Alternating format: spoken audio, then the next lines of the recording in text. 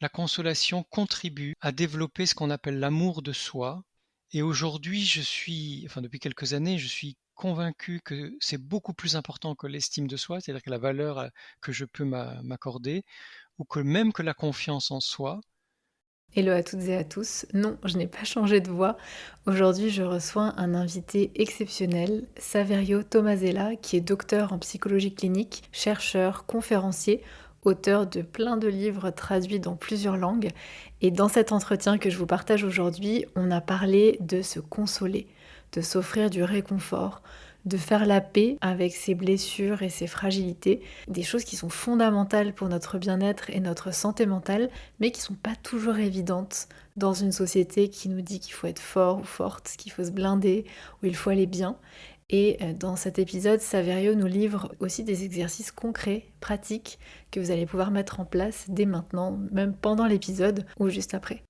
Et si c'est la première fois que vous m'écoutez et que vous ne me connaissez pas, je suis Steph Blue Lips, je suis coach personnel et professionnel depuis 5 ans. Je vous accompagne à retrouver confiance, sérénité, épanouissement dans votre vie professionnelle et dans votre vie personnelle, avec des suivis hyper personnalisés, des outils concrets pour vous aider à atteindre vos objectifs et créer un changement durable dans votre vie. Et c'est aussi ce que j'essaie d'insuffler dans ce podcast. Donc sans plus attendre, je vous laisse découvrir cet épisode. Aujourd'hui, j'ai le grand plaisir d'accueillir Saverio Tomasella sur le podcast. Bienvenue sur J'ai peur donc j'y vais. Bonjour Stéphanie, merci. Saverio, vous êtes docteur en psychologie clinique, chercheur et conférencier. Vous êtes également l'auteur de nombreux ouvrages à succès, des best-sellers, dont Hypersensible, À fleur de peau, qui se sont vendus à plus de 100 000 exemplaires, Guérir de nos traumatismes, Le sentiment d'abandon, pour n'en citer que quelques-uns. Vous écrivez des guides, des romans, des essais. Vous avez aussi fondé l'Observatoire de la sensibilité en 2016 et créé la Journée mondiale de la sensibilité en 2019, qui se tient chaque année le 13 janvier. Et justement, en janvier dernier, vous avez publié un nouvel ouvrage qui s'intitule J'apprends à me consoler. Ce titre, il m'a immédiatement interpellée. C'est ce mot consoler qui a tout de suite capté mon attention parce que je trouve que ça change de ce qu'on entend tout le temps, développer l'estime de soi. Enfin, moi-même, je suis coupable d'utiliser ces mots tout le temps dans le podcast, développer l'estime de soi, la confiance en soi, l'acceptation de soi, la bienveillance envers soi-même. Là, dans votre livre, vous parlez de consolation et vous dites notamment que la consolation, se consoler, c'est plus important encore que l'estime de soi, que la bienveillance, que la confiance, même que la compassion. Alors qu'est-ce que ça signifie réellement se consoler et pourquoi c'est si fondamental pour notre bien-être? Consoler, ça veut simplement dire partager sa solitude. À l'origine, le terme latin, c'est partager sa solitude.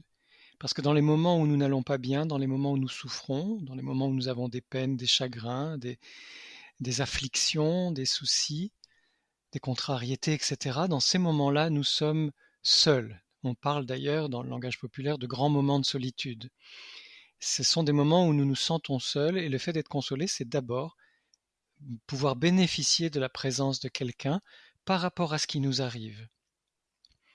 Et sinon, plus concrètement, consoler, c'est soulager, réconforter, pacifier ou apaiser, calmer.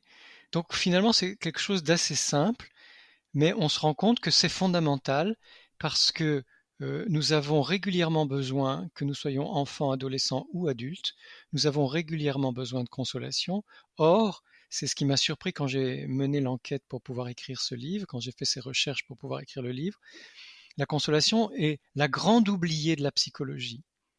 À part Christophe André qui a écrit un joli livre sur ce thème, personne ne parle jamais de consolation. On parle de beaucoup de choses qui sont plus ou moins importantes, mais on ne parle pas de consolation.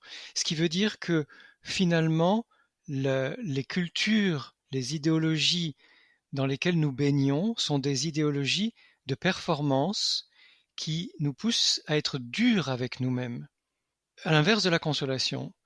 Et que je pense que mon livre, je l'espère, va réhabiliter vraiment nos besoins de consolation et la place fondamentale qu'occupe la consolation dans la vie de tout être humain et dans nos relations. Vous expliquez que ce concept qui est si cette compétence presque qui est si importante, pourtant elle manque chez beaucoup d'adultes. Pourquoi est-ce qu'on a autant de mal à se réconforter nous-mêmes, alors qu'on sait parfois le faire très naturellement pour les autres? Oui, je vais déjà rebondir sur votre proposition de ce mot très juste de compétence. C'est vrai que la psychologie s'appuie beaucoup sur des concepts et des notions, c'est-à-dire qu'elle reste abstraite. Quand on parle de consolation, on est dans une compétence vraiment, on est dans une réalité d'une capacité que l'on peut développer, que tout être humain peut développer par rapport à soi-même et par rapport aux autres.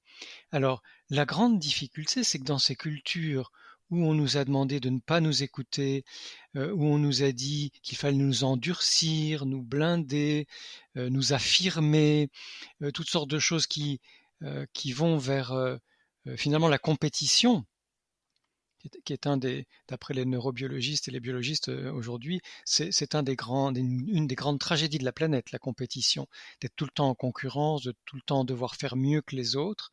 Eh bien, dans ces cultures-là, ces idéologies-là, la consolation est mal vue, puisque prendre le temps de se rendre compte que quelque chose ne va pas, avant même de pouvoir se consoler, prendre ce temps-là, ce serait comme un aveu de faiblesse. Donc, on a appris qu'il ne fallait pas nous écouter, qu'il ne fallait pas être nombriliste, qu'il ne fallait pas se plaindre, qu'il ne fallait pas euh, finalement que c'est mal vu de souffrir, qu'il faut aller bien, etc., etc. Dans cette ambiance-là, dans cette atmosphère-là, c'est très difficile de reconnaître même, de reconnaître que nous avons besoin d'être consolés. Et si nous le faisons, ça va être pour consoler un enfant, pour consoler une personne malade, pour consoler une personne nécessiteuse, pour consoler une personne âgée, etc., etc. Nous savons le faire, ou pourquoi pas nos proches dans la famille ou des amis quand ils en ont besoin, parce que là, ça ne nous semble pas déchoir, ça ne nous semble pas être une déchéance, ça nous semble être au contraire euh, avoir cette capacité, être en position de force finalement, toujours être en position de domination ou euh, de se mettre en valeur. Si je suis celui ou celle qui console, c'est que pour moi tout va bien et que je suis suffisamment forte ou fort pour pouvoir consoler les autres. Donc il y a cet aspect-là qui est culturel et social et qui est très important.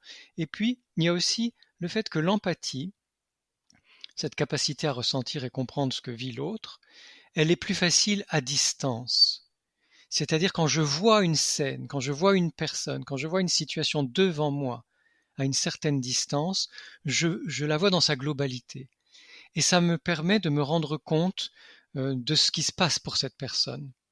Et donc, comme j'ai plus d'empathie, plus de capacité à comprendre et à sentir ce qui se passe, je peux aussi plus facilement imaginer ce qui pourrait apporter du réconfort à cette personne-là. Il est donc de toute façon plus facile de réconforter et de consoler quelqu'un d'autre parce que nous avons ce recul qui nous permet de trouver les solutions qui pourraient aider cette personne, ou les mots justes, ou l'attitude qui peuvent l'aider. En revanche, par rapport à nous-mêmes, nous n'avons pas ce recul, cette distance qui nous permettent de comprendre la situation dans sa globalité et de voir ce qui pourrait aider à apporter du réconfort et de la consolation. Je trouve que c'est intéressant aussi, parce que vous parliez de consoler un enfant.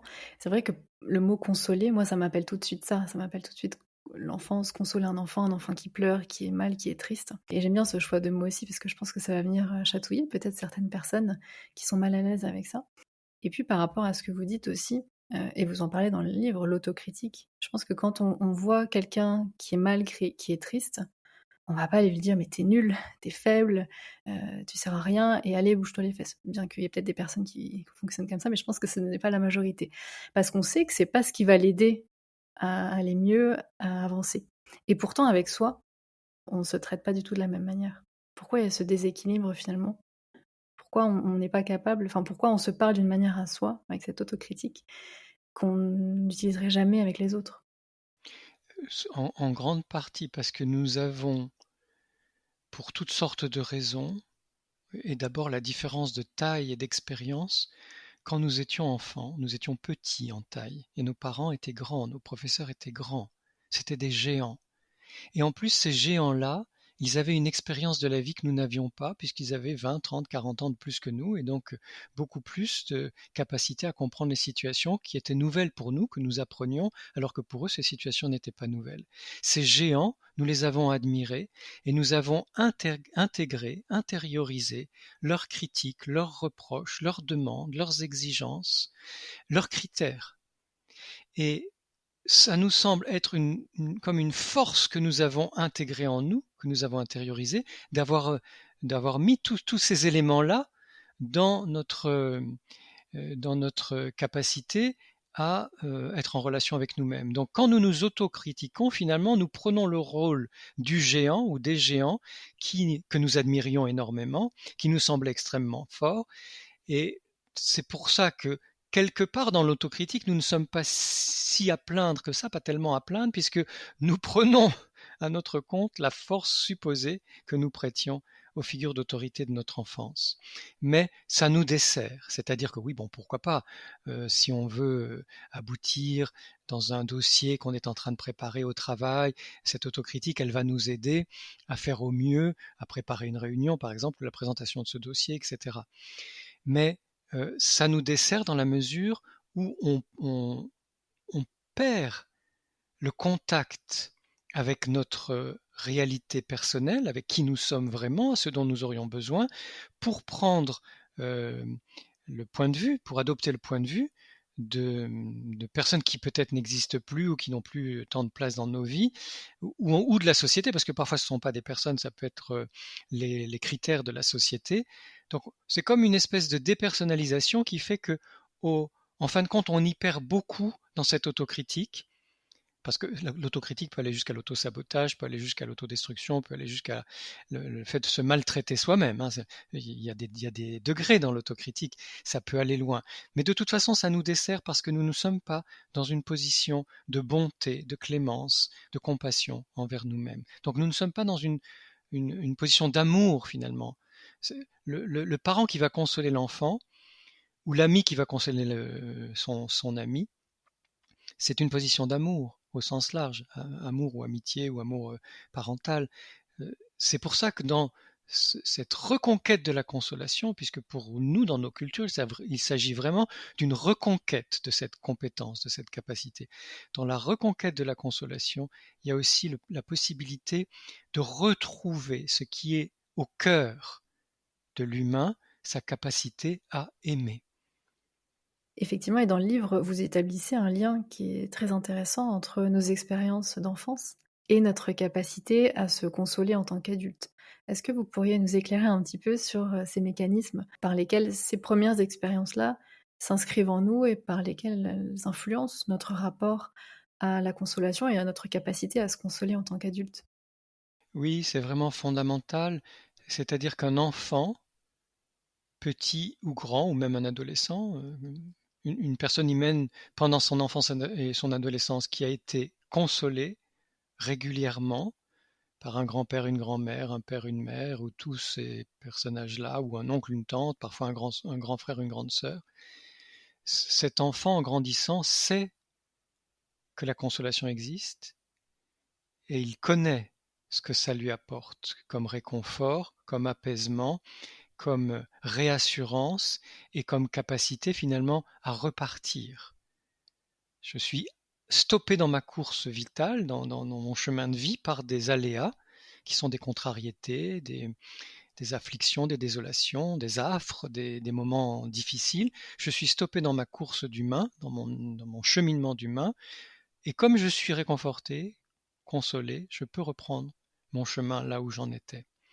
Et une fois que je deviens adulte, je sais, au fond de moi, j'ai la mémoire de ces moments de consolation qui font que je sais que la consolation me fait du bien, qu'elle m'apporte du bon, et que ce bon me permet de repartir sans dommage, de repartir là où j'en étais sans dommage. En revanche, quand je n'ai pas cette expérience de la consolation et des bénéfices de la consolation, je finis par en oublier que la consolation existe, qu'elle est bonne, qu'elle fait du bien, qu'elle est nécessaire, et je me suis endurci. C'est-à-dire, soit j'ai cru que j'étais vraiment quelqu'un de terrible, qu'il fallait que je travaille sur moi pour être meilleur, que je devienne quelqu'un d'autre qui n'a pas tous ses défauts, et je vais continuer sur ce schéma-là en me disant c'est de ma faute, il faut que je fasse des efforts, et je me force à faire ci, à faire ça pour progresser. Soit j'oublie complètement que je souffre, je fais comme si ça n'existait pas, et je fonce. C'est-à-dire je ne suis pas dans une démarche d'avancer sur mon chemin d'humain, mais je fonce bille en tête en y mettant toute ma puissance, qui peut être aussi une force combative exagérée. On peut être trop combatif, trop agressif, trop violent dans sa façon d'être avec soi-même et avec les autres. Quand j'ignore les bienfaits de la consolation, je vais la refouler, c'est-à-dire je vais faire l'occulter, je vais faire comme si elle n'existait pas, comme si le besoin de consolation n'existait pas, et je vais me débrouiller pour vivre sans consolation. Donc il y a une grande différence entre celles et ceux d'entre nous qui ont connu la consolation et celles et ceux qui ne l'ont pas connue. Entre ces deux extrêmes, parfois c'était pas à la maison que nous avons été consolés, mais un professeur un jour a pu nous consoler, ou un ami, ou parfois même une personne dans la rue parce qu'on pleurait, et même s'il n'y a eu qu'une expérience de vraie consolation, on sait que, quelque part on sait que ça existe. Et là, ça va être plus facile pour nous de retrouver le chemin de ce dont nous avons déjà fait l'expérience. Et pour ceux qui n'ont pas reçu cette consolation, est-ce que c'est possible, entre guillemets, de rattraper ces expériences manquantes? La bonne nouvelle chez les êtres humains, c'est toujours possible jusqu'au dernier jour de notre existence, c'est toujours possible de tout rattraper. Pour peu qu'on y mette de la conscience et qu'on le souhaite. Mais bien sûr que, quel que soit notre âge, on peut dès aujourd'hui, quand on se rend compte qu'on n'a pas eu la chance de vivre de la consolation, de faire l'expérience de la consolation, on peut changer la donne pour soi-même aujourd'hui, et nous allons le voir pour ce que nous avons vécu aussi dans le passé. C'est intéressant aussi ce que vous disiez sur on ne sait pas en fait que ça existe et puis parfois on peut l'occulter. Hem, Est-ce que parfois on peut aussi peut-être en avoir peur presque de la consolation? Parce que j'ai parfois des personnes qui me disent: «Ah oui, mais si je suis indulgente avec moi-même ou indulgent avec moi-même», il y a un peu cette croyance que, bah, je vais, partir en roue libre, que je vais ne plus faire d'efforts, que je vais, comme si on pouvait pas se faire confiance, en fait et un peu, du coup, on reproduit des mécanismes de punition, avancer avec un bâton, comme un peu le méchant coach pour se faire avancer. Presque on a peur du coup d'essayer autre chose. Oui, voilà, hein, c'est exactement ça, essayer autre chose. Parce que la roue libre, c'est la santé mentale. Vous vous rendez compte, hein, la roue libre, c'est la santé mentale. C'est-à-dire que les personnes qui font des longues thérapies, l'aboutissement de leur thérapie, c'est d'être capable de vivre en roue libre, c'est-à-dire hors contrôle. Or, ce qu'on nous apprend en famille, à l'école, en entreprise, dans la société, etc., c'est d'être dans l'hyper-contrôle. C'est comme si notre valeur augmentait avec la quantité de contrôle que nous étions capables d'exercer sur nous quotidiennement. Et ça, ce n'est pas de la santé mentale.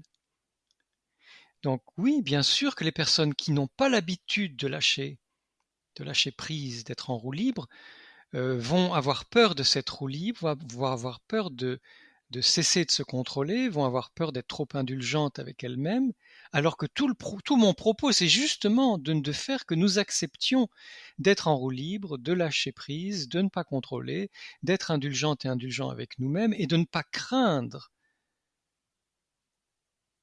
ce que notre mental construit comme conséquence non réelle de ce que l'absence de contrôle pourrait apporter. C'est notre mental qui construit toutes ces peurs par rapport au fait de ne pas contrôler. Donc, vivons l'expérience. Alors, dans le livre, il y a 30 étapes qui permettent, avec beaucoup de pratique, qui permettent justement de se rendre compte que de tous les bienfaits de l'indulgence, de la tolérance, de la compassion, du réconfort, de la consolation. Oui, c'est ce que j'aime bien dans le livre aussi, c'est d'y aller pas à pas. Parce que pour, oser lâcher prise, il faut faire ses petits pas, voir qu'en fait on est OK. Parce que souvent les personnes se disent: «Je vais moins performer, je vais être moins bonne dans mon rôle de mère, de professionnelle, de voilà». Et en fait on se rend compte que, ben non, on peut être là pour soi, se lâcher un peu du lest quand on en a besoin et justement on repart ensuite. Et il y a une personne dans le livre d'ailleurs, je sais plus son prénom, parce qu'il y a beaucoup de témoignages et ça j'aime beaucoup, parce que je pense que ça peut parler à plein de personnes. Le fait que vous ayez enquêté, recueilli ces témoignages vraiment auprès de personnes qui ont vécu et qui ont fait ce cheminement, c'est hyper inspirant. Il y en a une qui dit que justement, après, elle a retrouvé l'énergie pour, je crois que dans son cas, c'était s'occuper des autres ensuite, parce qu'elle avait pu, elle, se ressourcer. Alors, pour rebondir et confirmer tout ce que vous dites et qui est tellement important, quand nous savons être performantes et performants au travail, à la maison, où que ce soit, ce n'est pas parce que à certains moments nous sommes dans l'indulgence, la tolérance, l'ouverture, l'écoute et la consolation. Ce n'est pas parce qu'à certains moments nous lâchons sur notre performance que nous perdons nos capacités de performance. Un athlète ou une athlète, dans les moments de repos, ne perd pas ses capacités de champion olympique. Donc là encore, arrêtons avec ces illusions que si je lâche un instant, je perds tout. Je lâche un instant parce que je suis en vacances, en repos, en moment de consolation ou d'écoute de moi-même, peu importe, et je retrouve après, d'autant plus facilement, toutes mes capacités, mes compétences et mon savoir-faire de personne performante.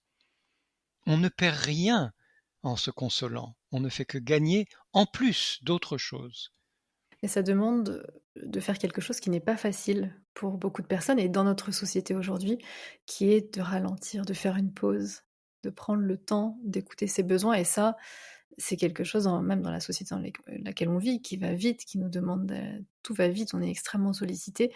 Ça peut être très difficile pour beaucoup de personnes de prendre ce temps qui est indispensable, auquel vous invitez grandement.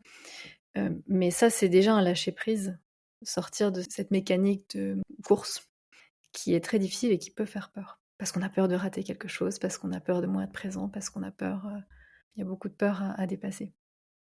Chez les anglo-saxons, les coachs d'entreprise, enfin de grands managers anglo-saxons, on leur apprend à travailler moins et mieux. C'est-à-dire plutôt que de travailler 10 heures par jour, ils vont travailler 6 heures par jour, 4 à 6 heures par jour avec la même efficacité, parfois une efficacité supérieure, en déléguant plus et en prenant du temps pour eux. Donc même à des très hauts niveaux de management, le moins permet le plus. C'est-à-dire lâcher sur des choses qu'on croit indispensables va permettre de se recentrer sur l'essentiel de son travail et d'avoir à côté du temps pour soi ou pour ses proches ou pour des activités autres. Donc vraiment là je crois que on est au cœur de quelque chose, on est dans une prise de conscience cruciale que lâcher du lest, comme vous le dites, ça aide en fait. J'anticipe ce que vont penser les personnes qui écoutent cet épisode, parce que c'est ce que mes clients me disent en général, c'est: «Oui, mais moi je peux pas parce que». Et je voudrais juste partager aux personnes qui se disent, en vous écoutant, qu'elles, elles ne peuvent pas parce que peut-être qu'un dirigeant d'entreprise, lui, il a des personnes à qui déléguer, ou parce que, enfin, toutes sortes de raisons, de faire attention à ces auto-justifications qui nous disent que l'on ne peut pas, parce que ça aussi, c'est, notre cerveau qui essaie de nous convaincre de ne pas changer et de ne pas essayer. Et donc, voilà, si, vous avez eu ce type de pensée, peut-être prendre un petit peu de recul dessus. Les sciences cognitives confirment ça. Le cerveau est conservateur, non pas au sens politique, mais au sens simplement de son fonctionnement. Le cerveau aime reproduire des schémas déjà appris. Donc chaque fois qu'on lui propose quelque chose d'un peu nouveau, il résiste.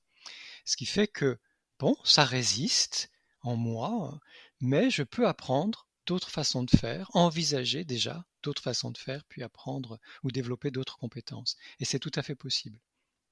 Vous évoquez aussi la positivité toxique dans votre livre comme un obstacle à la consolation. Est-ce que vous pourriez expliquer ce concept et comment il nous empêche d'accueillir nos émotions difficiles? Alors en fait, quand la pensée positive est arrivée de ce côté de l'Atlantique, en Europe, j'étais assez agacé parce que je ne comprenais pas les bienfaits de cet automatisme qu'on essayait d'inculquer à tout le monde de penser positive dans toutes les situations. Et puis quelques années plus tard, j'ai découvert avec bonheur que de l'autre côté de l'Atlantique aussi, il y a des personnes qui critiquent cette positivité toxique, cette pensée positive à tout crin. Et c'est simplement parce que nous avons d'abord besoin d'être dans la réalité. S'il fait mauvais, s'il pleut, il pleut. Je ne peux pas me raconter qu'il fait beau un jour où il pleut. S'il fait froid, il froid. Je ne peux pas me raconter qu'il fait chaud. Si mon train est en retard, et mon train est en retard, je ne peux pas me raconter que mon train est à l'heure. Donc il y a la première chose en santé mentale, c'est le respect de la réalité. La deuxième chose, c'est d'accueillir ce qui est pour être authentique avec soi-même. Si je suis triste, avant que je cherche à faire quelque chose de cette tristesse, j'ai d'abord besoin de prendre la mesure de ma tristesse, ou de ma peur, ou de ma honte, ou de ma colère, ou de je ne sais trop quoi, de tout ce qui peut être difficile, ma contrariété, ou de la critique qui m'a fait du mal, etc., ou du chagrin que j'ai eu. Donc, le fait de dire que la positivité est toxique, c'est quand elle refuse la réalité, qu'elle nie l'émotion et qu'elle s'ingénie à vouloir se faire croire et faire croire aux autres quelque chose d'autre. Parce que c'est déjà problématique avec soi-même, mais ça l'est aussi avec les autres. Si quelqu'un nous raconte sa tristesse ou sa colère ou sa peur ou sa honte ou son chagrin, et qu'on lui demande tout de suite de positiver, on nie ce que la personne nous dit, et finalement on lui fait passer un message très désagréable et très discourtois qui est ce que tu vis ne m'intéresse pas, mon confort passe avant toi et avant ce que tu ressens, ou mon idéologie de la pensée positive passe avant ce que tu vis et ce dont tu fais l'expérience. Donc je crois que de toute façon, que ce soit par respect pour la réalité, mais aussi par respect pour nous-mêmes et ce que nous vivons, et par respect pour l'expérience des autres, nous avons tout intérêt à accepter ce qui est comme c'est et de partir de cette base qui est sûre. Si j'ai faim, j'ai faim. Et qu'est-ce que je fais à partir du moment où j'ai faim? Ouais, et puis cette positivité toxique, elle met une telle pression parce que du coup, on essaye à tout prix, en niant ce qu'on ressent, de se faire croire autre chose et on n'y arrive pas. Alors déjà qu'on est triste, déjà qu'on est mal et en plus, il y a une espèce de culpabilité qui se rajoute, il y a une espèce de honte de pas y arriver parce qu'en fait, ça a l'air si facile et soit on n'y arrive pas et ça rajoute encore plus ça alourdit encore plus et puis je trouve que en fait, ça classe les émotions comme positives ou négatives et ça, c'est problématique. C'est problématique, oui. Toutes les émotions sont bonnes, toutes les émotions sont intéressantes en tout cas, qu'elles soient agréables ou désagréables, hein, qu'elles soient favorables dans ce qu'on est en train de vivre ou pas favorables. Toutes les émotions sont importantes et intéressantes parce qu'elles nous apportent des informations sur la situation que nous vivons et à partir de ces informations, nous allons pouvoir faire quelque chose. Vous parlez également et vous consacrez plusieurs clés dans votre ouvrage à l'enfant intérieur. Pour ceux pour qui ce concept pourrait être abstrait ou nouveau, est-ce que vous pourriez nous expliquer concrètement ce qu'est cette part d'enfance et comment on peut la reconnaître? Ça a été un long chemin pour moi parce que là encore, quand le concept ou la notion d'enfant intérieur est arrivée, moi ça fait 40 ans que je suis en recherche sur moi-même, hein, ça fait 40 ans que je suis en thérapie et plus de 30 ans que j'exerce mon métier de psychologue et de psychanalyste. Donc j'ai vu beaucoup de choses arriver, des États-Unis notamment. Et c'est très intéressant quand on a ce recul parce qu'on dit mais pourquoi on parle tout d'un coup de gestion des émotions alors qu'on n'en parlait pas avant? Et là encore, je ne suis pas favorable au fait de parler de gestion en ce qui concerne l'humain. Pareil pour les émotions négatives et positives. C'est arrivé des États-Unis et on l'a. Les médias français sont très bêtes. Hein. En règle générale, ils reprennent de façon schématique. Parce que moi, je parle anglais et tous les jours, j'écoute des chercheurs anglo-saxons. Les chercheurs anglo-saxons présentent leurs recherches avec nuance. Mais les médias français prennent des idées extrêmement schématiques des États-Unis en croyant que c'est le nouvel Eldorado et nous les imposent avec des rouleaux compresseurs pendant des années. Bon, pour nous cliniciens, c'est un peu difficile. Donc voilà, il y a la gestion des émotions. Non, on vit ces émotions. Les émotions sont négatives ou positives. Non, toutes les émotions sont intéressantes. Et puis, on a eu l'enfant intérieur qui est arrivé. Bon. Et comme j'avais des patients et des patientes qui n'arrêtaient pas à longueur de séance de dire mon enfant intérieur, c'est sûr que pour une personne extérieure qui écoute ces mots qu'on répète tout le temps, il y a un moment où on sature. Donc, je n'ai pas fait la démarche à l'époque pour me pencher sur ce que ça pouvait représenter pour moi. Et puis, ces dernières années, dans mon parcours thérapeutique personnel, je me suis rendu compte que l'enfant que j'ai été à différents moments a été blessé, perturbé, traumatisé, etc. Et que j'avais besoin de consacrer du temps, alors d'abord en séance, grâce à ma thérapeute de l'époque, et après dans ma vie, de consacrer du temps pour guérir les blessures de cet enfant. Et c'est là que je me suis rendu compte qu'il existe vraiment une part d'enfance en nous, ou des parts d'enfance, parce que tous les âges de l'enfant que nous avons été et de l'adolescent que nous avons été sont dans notre mémoire corporelle, notre mémoire émotionnelle, notre mémoire cognitive. Nous avons tous tout ça en nous. Ce qui fait que quand on parle de consolation, la question de ces parts d'enfance ou de cette mémoire d'enfance, elle revient. Il y a certains chagrins, certaines souffrances, certaines blessures qui n'ont pas été consolées.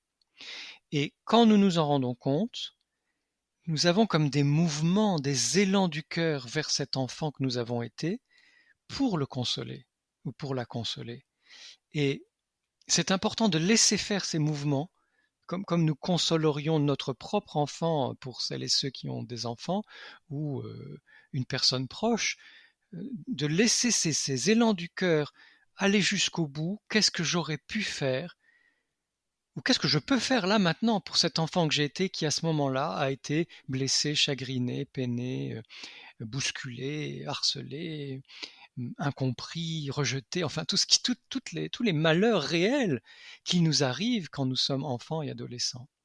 Et ça, effectivement, j'y consacre beaucoup de chapitres, donc beaucoup de clés, parce que finalement, c'est très très important dans le processus de consolation.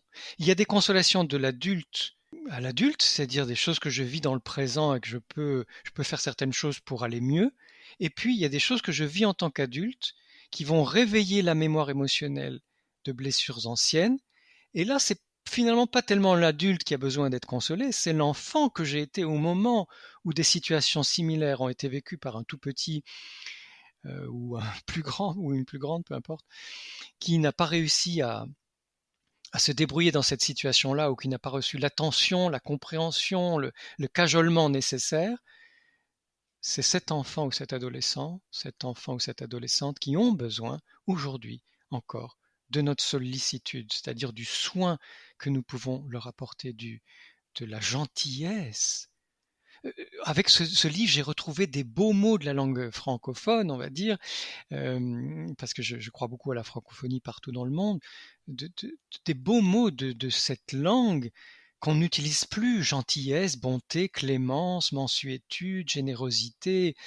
Enfin, il y a tellement de belles choses que nous sommes capables de faire, ou bonté, j'en parlais tout à l'heure, de bonnes choses que nous pouvons faire pour nous-mêmes, faisons-les. Soyons généreuses et généreux avec nous et avec nos parts d'enfance. Donc finalement, on peut avoir des réactions, une fois adulte, qui sont plus en rapport avec ce qu'on a vécu enfant, et où la situation présente a réveillé finalement quelque chose. Donc, est-ce que c'est comme ça qu'on les repère, ces moments? Ou est-ce que c'est en revenant aussi sur le passé? Est-ce qu'il y a d'autres Oui, tout à manières fait. peut-être? Il ne s'agit pas d'être passéiste dans le sens de vouer un culte au passé. Nous sommes bien d'accord. Vivre dans le présent, c'est ce qu'il y a de mieux. Encore que les chercheurs d'Harvard disent que les personnes les plus heureuses sont des personnes qui savent être dans le présent, dans le passé et dans le futur. Mais quand elles sont dans le passé, c'est plutôt pour se souvenir des bons moments, et quand elles pensent au futur, c'est plutôt pour préparer des bons moments à venir. Bon. Mais c'est pour dire, ne soyons pas non plus des ayatollahs de l'instant présent. Le présent, c'est bien, on est d'accord, hein, mais voilà, c'est souple. On peut aussi penser au passé et à l'avenir. Ce qui fait, comme vous l'avez dit, c'est dans ma souffrance présente que quelque chose de mon passé peut être réveillé. Et c'est souvent une grande partie de la thérapie de repérer ce qui a été réveillé dans le passé. Parce que consciemment, au départ, on ne voit pas trop. On a une grosse émotion, on est submergé par quelque chose, on ne comprend pas très bien pourquoi on a une réaction si forte à une situation d'adulte. Et en fait, c'est parce que c'est allé réveiller des situations anciennes de jeunes adultes ou d'adolescentes, d'adolescents ou d'enfants. Et si on arrive à repérer ces situations-là, c'est plus facile. Ah oui, je me souviens quand j'avais 15 ans ou 12 ans ou 10 ans ou 3 ans, j'ai vécu voilà, une blessure à peu près semblable et ça m'a beaucoup fait souffrir. Et on se rend compte que finalement, l'adulte a moins souffert qu'on croyait et que c'est cette réminiscence de la situation enfantine ou adolescente qui vient nourrir, parce que c'est comme ça dans nos résonances émotionnelles, c'est comme ça, on ne peut pas s'en vouloir, ça vient nourrir ce qui s'est passé chez l'adulte. À partir du moment où on le repère, déjà on est soulagé. Comme quoi, la consolation, c'est pas si compliqué. La prise de conscience que ma souffrance d'adulte peut être aussi liée à des choses que j'ai vécues enfant, des événements que j'ai vécus enfant, ça va déjà alléger ce qui se passe. Et puis, je peux prendre le temps quand j'ai ce temps-là. On ne peut pas forcément faire ça dans les transports ou au travail, mais quand on est chez soi ou en vacances, on peut prendre ce temps de se repencher sur la situation vécue dans le passé par l'enfant ou l'adolescent et apporter des mots, des gestes en visualisation ou même des gestes concrets, on pourra en parler tout à l'heure, quelque chose qui va consoler l'enfant ou l'adolescent que j'ai été et hop, ça allège la situation présente.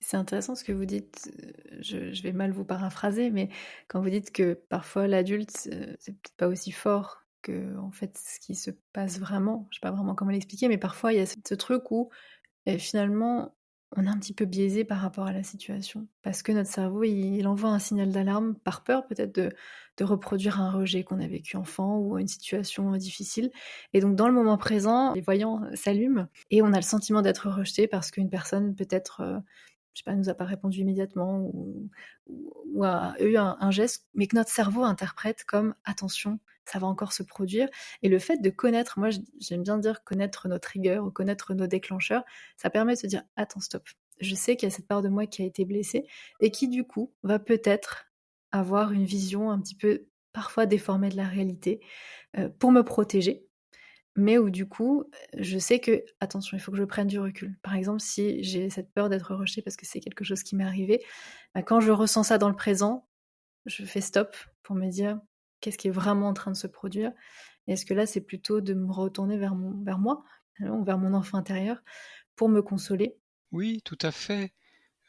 C'est très important de repérer les déclencheurs et de savoir que effectivement, ce sont des signaux d'alarme qui sont là pour nous protéger et que si on se rend compte que ce signal d'alarme, il vient d'une situation passée, il n'a plus de raison d'être dans le présent. Donc ça allège la situation présente et ça nous permet de prendre du recul par rapport à ce que nous vivons sans forcément avoir besoin d'agir sur la situation elle-même. Parfois, oui, il est nécessaire d'agir sur la situation elle-même ou de clarifier une relation. Bon, bien sûr, dans le présent et dans la réalité avec une personne de notre travail ou de notre entourage, peu importe. Mais parfois, c'est simplement cet éclairage qui nous permet de comprendre que ça a un lien avec le passé et en plus, dans certains cas, la consolation qu'on peut apporter à cette part enfantine, à l'enfant intérieur, ou à l'enfant ou l'adolescent que nous avons été, ça va de soi-même désenclencher ce qui nous semblait problématique ou dangereux ou risqué, et la situation elle-même, elle n'a pas changé, mais nous la vivons différemment. Nous la vivons mieux. Et alors quelles seraient, vous en parliez, un petit peu avant, que vous commenciez à en parler, quelles seraient les étapes pour apprendre à se consoler soi-même lorsqu'on se sent, submergé ou triste ou en souffrance? J'en ai distingué 6 euh, pour qu'on comprenne, mais certaines peuvent être plus ou moins regroupées Ça dépend des situations, parce qu'il y a des moments de consolation qui peuvent être plus rapides que d'autres. Ça dépend la profondeur de la blessure, du chagrin, de la tristesse, du désarroi, de la détresse. La première étape, c'est prendre le temps de se poser. Je ne peux me consoler que si je prends du temps pour moi. Comme vous le disiez en début d'entretien, nous allons vite, nous sommes poussés à aller vite, tout va très vite. Donc la première chose, c'est de prendre du temps. Ce temps, il n'a pas besoin forcément d'être long. Déjà, prendre 1 ou 2 minutes pour soi, ça peut paraître beaucoup dans une journée chargée, mais c'est possible. Donc prendre le temps de se poser. Dans un jardin public si on est au travail, dans un café, ou chez soi dans sa chambre dans le jardin, ou en allant se promener dans un parc, une forêt, un jardin, peu importe. Prendre le temps. Deuxième étape, reconnaître ce qui se passe et qui est difficile. Reconnaître ce qui nous pèse. Ah, j'ai été contrarié par telle ou telle chose, ce qu'on m'a dit m'a blessé, ou le fait que telle personne à qui je tiens ne m'a pas appelé en ce moment important, ça me fait de la peine. Bon, peu importe. Bon, deuxième étape, reconnaître ce qui nous pèse. Troisième étape, accueillir l'émotion avec clémence. Je dis pas bienveillance parce que c'est un mot qu'on emploie beaucoup, donc j'essaye de changer un peu. Accueillir l'émotion avec clémence, avec bonté. Oui, je ressens de la tristesse, ou de la colère, ou de la peur, ou de la honte, ou toutes sortes d'autres choses. J'accueille cette émotion, elle est là. Derrière cette émotion, il y a souvent un besoin. Quel est le besoin? Donc je suis dans une démarche de curiosité. Après la bonté, ou la clémence, ou l'indulgence, je suis dans une démarche de curiosité. Quel est le besoin derrière cette émotion? Ou en tout cas, quelle est l'information, quel est le message que vient m'apporter cette émotion? Puis je suis simplement, cinquième étape, témoin de ce besoin ou de cette information. On va dire le besoin pour simplifier. Je suis le témoin de ce besoin. Tiens, j'ai besoin de ça là maintenant, de reconnaissance, d'écoute, de présence, de calme, de repos, de boire, de marcher, d'écouter de la musique, de téléphoner à mon meilleur ami ou ma meilleure amie. J'ai ce besoin, j'en suis témoin. Et définition première de la consolation, je m'apporte de la présence. Voyez comme c'est simple, on n'a pas besoin de faire une espèce de psychologie intellectualisée super compliquée. Non, je m'apporte de la présence, je suis là avec moi tout simplement qui ait besoin de ceci ou de cela. Et la compassion, c'est ça. Moi, j'avais une grand-mère très simple qui habitait dans une petite ville de Franche-Comté à la campagne. Elle était présente. Sa façon de me consoler, c'était elle était là. Elle disait mon petit, elle écoutait. Sa compassion n'était pas démonstrative, c'est sa présence. Je sentais son amour dans sa présence. Donc apportons-nous cette présence et la compassion viendra d'elle-même. Et sixième étape, on essaye de répondre aux besoins. J'ai soif, je bois. J'ai besoin de repos, je m'allonge ou je ferme les yeux. J'ai besoin d'écouter de la musique ou de danser, de parler, d'écrire, quoi que soit le besoin, j'essaye d'y répondre, au moins partiellement si je suis au travail ou en déplacement, et si je suis chez moi plus globalement. Et si je suis en déplacement ou au travail, quand je rentrerai chez moi ce soir ou un autre jour, je m'apporterai ce dont j'ai besoin. C'est-à-dire que cette sixième étape, elle correspond aux pratiques du livre. À la fin de chaque clé, il y a toutes sortes de pratiques que je propose et qui permettent d'en inventer d'autres ou de reconnaître en soi des choses qui nous font du bien. Comment je prends soin de moi dans ce moment de consolation? Donc ça fait 6 étapes qui peuvent être regroupées, parfois ça va plus vite, mais déjà si on arrive dans les premiers temps, surtout quand on n'est pas habitué à la consolation, si on arrive à les, à les mettre en pratique, ces 6 étapes, on va voir que ça va mieux après. Ce qui est intéressant dans les pratiques que vous proposez, c'est qu'il y en a une grande variété. Et donc ça, c'est chouette parce qu'on peut vraiment piocher. Et c'est des choses simples, où il n'y a pas besoin de prendre une demi-heure avec un carnet et un stylo pour les gens qui n'aiment pas ça. Enfin, ça peut être des choses amusantes. Enfin, il y a vraiment de tout. Mais il y a aussi une grande place des pratiques corporelles. Enfin, en tout cas, il y a une grande importance du corps dans ce processus de consolation. Pourquoi ce retour au corps? Pourquoi est-ce qu'il est aussi crucial en fait? Et est-ce que vous auriez une ou deux pratiques corporelles que vous pourriez recommander? Dans mon parcours humain, le corps a toujours été très important. J'ai été musicien, j'étais sportif et musicien. Quand j'étais enfant, je faisais une espèce de sport-études avec de la musique. Donc je pratiquais beaucoup de sport et je faisais beaucoup de musique tous les jours. Et la musique, comme le sport, c'est du corps, c'est physique. Donc voilà, dans mon histoire, le corps a une place très importante et je fais encore beaucoup de gymnastique, de qigong, de yoga, de marche à pied, etc. Avant, je courais beaucoup, mais maintenant, je vais avoir 60 ans, je marche, parce que c'est mieux quand on vieillit de ne pas stresser trop le corps, d'en prendre soin autrement. Voilà, donc de toute façon, j'accorde beaucoup d'importance au corps. Je chante aussi, le chant c'est la respiration, etc. Donc de toute, ça m'oriente, ça oriente ma façon de vivre la thérapie, autant pour moi que celle que je propose à mes patients, à mes patientes, autour du corps. Mais je me suis rendu compte dans mes années de pratique et de recherche que maintenant la neurobiologie revient au centre de toutes les thérapies et qu'on se rend compte que le système nerveux autonome est central pour comprendre ce qui se passe dans dans nos vies, dans notre relation avec les autres, dans notre relation avec nous-mêmes et avec le monde. Si je suis stressé, mon système nerveux autonome va répondre soit par le mode combat, fuite, rejet.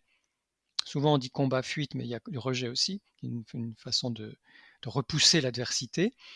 Soit la sidération. Quand vraiment le stress est trop fort, je vais m'immobiliser, être paralysé, être sidéré, voire me dissocier.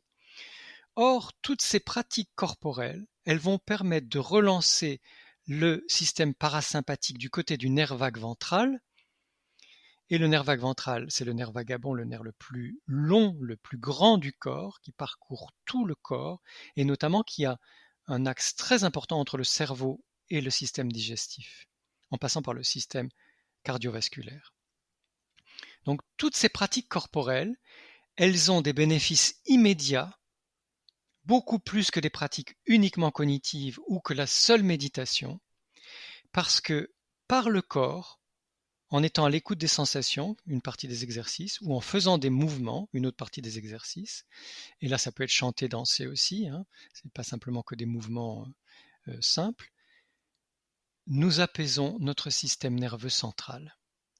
Donc le premier mouvement, c'est l'autocâlin. Donc je pars en caressant mes bras, en partant au-dessous des coudes, lentement, je remonte jusqu'aux épaules et au-dessus des épaules. Et je sens bien mes mains qui caressent mes bras à travers mon pull, mes vêtements, et je le fais lentement, plusieurs fois en montant et en descendant, puis je ferme les yeux, parce qu'en fermant les yeux, je vais beaucoup plus être dans l'interoception, la proprioception, c'est-à-dire me rendre compte de ce qui se passe dans mon corps, et là je sens, pourtant j'étais pas stressé en vous parlant avant, mais je sens que même sans être stressé, des choses se passent dans mon corps jusqu'aux pieds, de la tête aux pieds, et ça se détend, ça se dilate, ça se libère. Voilà. Donc ça, c'est un exercice qu'on peut faire tous les jours. Il y en a d'autres qui sont proposés dans le livre. Sinon, un autre exercice très intéressant, c'est de poser ses mains. Si j'ai une grande peine, je me demande où est cette peine. Par exemple, dans la poitrine. Donc je pose ma main sur la poitrine. Je peux d'ailleurs poser mes deux mains à l'endroit où je sens qu'est mon chagrin. Mais sinon, je pose une autre main vers le nombril ou vers le hara, un peu au-dessous du nombril. Mais si j'ai deux endroits de douleur, par exemple l'estomac, alors à ce moment-là, je vais poser la deuxième main sur l'estomac. Si j'ai mal à une épaule ou au trapèze, je mets ma main sur le trapèze. Si j'ai mal à la tête, je mets ma main sur la tête ou sur le front. Bon, mais là, disons que je vais la mettre vers le nombril ou un peu en dessous du nombril. Et puis je ferme les yeux et j'écoute ce qui se passe sous mes mains. Sous la main haute, qui est sur la poitrine, j'écoute ce qui se passe. Et sous la main basse, qui est celle du hara, j'écoute ce qui se passe. Je peux mettre des mots ou pas. Ça peut être des images, ça peut être des sensations. Les sensations peuvent être liées à mon malaise au début, puis après les sensations vont évoluer, vont plutôt être liées à la main réconfortante qui est là. Si je suis très affecté par ce que je suis en train de vivre, je vais changer la position des mains. La main haute va en bas, la main basse va en haut. Et je recommence à écouter ce qui se passe sous chacune des deux mains. Je sens bien mes 2 pieds posés par terre. L'ancrage est fondamental dans toutes les pratiques. Donc on commence ou on finit, ou on commence et on finit en sentant bien ces 2 pieds posés par terre. Et puis à un moment, je sens que quelque chose a changé, que ça n'est plus pareil. Donc j'ouvre les yeux et je lâche mes mains. Voilà 2 pratiques qui peuvent vraiment vous aider, vous qui nous écoutez, dans toutes sortes de circonstances difficiles de votre existence. Ce sont de super exercices. Si vous aviez un dernier conseil à nous partager aujourd'hui, qu'est-ce que ce serait? Le plus important, c'est d'être dans une bonne relation avec soi-même. La consolation contribue à développer ce qu'on appelle l'amour de soi. Et aujourd'hui, depuis quelques années, je suis convaincu que c'est beaucoup plus important que l'estime de soi, c'est-à-dire que la valeur que je peux m'accorder, ou que même que la confiance en soi. Il y a des personnes qui ont peu d'estime d'elles-mêmes. C'est pas qu'elles ont une mauvaise estime d'elles-mêmes, elles ont peu d'estime d'elles-mêmes, elles ont même peu confiance en elles, mais elles ont une bonne relation avec elles-mêmes. Elles ont cette capacité de consolation, cette capacité de s'apporter de l'écoute, du respect, du soin, donc de l'amour, et même de la gratitude envers elles-mêmes. Et quand on a ces capacités-là, ces compétences-là, tout va mieux dans la vie. Donc vraiment, je reprends ce mot de compétence dont vous avez parlé au début de l'entretien. Considérons vraiment la consolation comme une compétence fondamentale qui va dans le sens de l'amour de soi, et que si je développe cet amour pour moi-même, j'irai forcément mieux dans ma relation avec moi-même, mais aussi dans ma relation avec les autres, avec le monde, la nature, etc. Merci beaucoup, Saverio Merci à Tomasella, vous. d'avoir été avec nous aujourd'hui et pour ces précieux conseils qui, je pense, vont inspirer beaucoup de personnes. Merci beaucoup pour votre écoute et vos questions. Et merci à vous d'avoir écouté cet épisode jusqu'au bout. Si vous voulez vous procurer le livre, il s'appelle J'apprends à me consoler aux éditions Larousse. Et puis j'espère que cet épisode vous a plu et je vous retrouve dans 2 semaines pour un nouvel épisode. Ciao!